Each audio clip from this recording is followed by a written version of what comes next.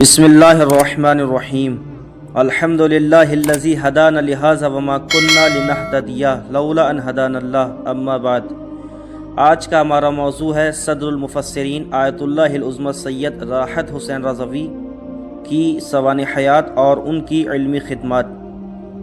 آیت اللہ سید راحت حسین رضوی اپنے وطن گوپال پور میں 5 رجب 1297 ہجری مطابق 13 جولائی 1880 کو پیدا ہوئے تھا۔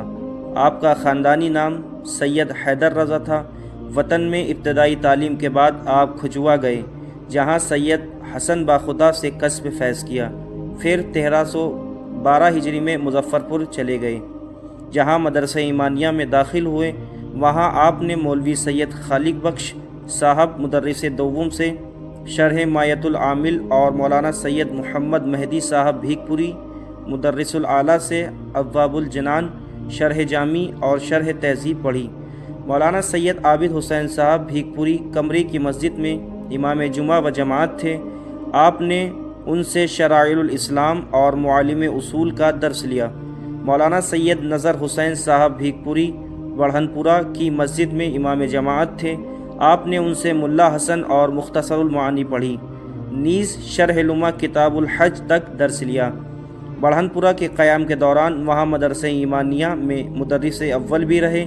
وہیں قاری مرزا محمد صاحب سے قراءت اور نواب عمدہ جان صاحب سے حساب سیکھا، نیز بجائے خود طب کی فارسی کتابوں کا اس طرح مطالعہ کیا کہ معمولی امراض کے نسخہ تجویز کرنے پر قادر ہو گئے۔ لکھنؤ اور نجف۔ لکھنؤ میں مدرسہ سلطان المدارس قائم ہوا اور 1320 ہجری میں مولانا سید عابد حسین صاحب کو لکھنؤ بلایا گیا اور سلطان المدارس کا مدرس دوم بنایا گیا۔ مولانا راحت حسین صاحب بھی اسی وقت لکھنؤ چلے گئے اور مدرسہ مذکورہ میں داخل ہو کر تحصیلات کا سلسلہ جاری رکھا، نیز سلطان المدارس میں مدرس بھی مقرر ہوئے۔ لکھنؤ میں آپ نے جناب باقر العلوم اور جناب عابد حسین صاحب سے کسب فیض کیا، نیز جناب حکیم سید امیر حسین صاحب سے طب کا درس لیا۔ ماہ ذی القعدہ 1324 ہجری میں اپنے خسر معظم مولانا سید نثار حسین حیدرآبادی کی تحریک و تشجیع سے اعلیٰ تعلیم کے لیے عراق تشریف لے گئے۔ 1329 ہجری میں اپنے والد کے انتقال کی خبر پا کر وطن واپس آ گئے اور 1 سال کے بعد نجف واپس گئے۔ مجموعاً 9 سال نجف میں قیام فرمایا۔ اجتہاد و مرجعیت۔ آقائے ہندی کو تقریباً 10 آیات و مراجع اعظام نے اجازہ اجتہاد و روایت عطا فرمائے۔ تقریباً 1353 ہجری میں آپ کی مرجعیت کا آغاز ہوا۔ آپ کی مرجعیت کے دائرے میں سرزمین ہندوستان، خاص طور پر مناطق بہار ہے۔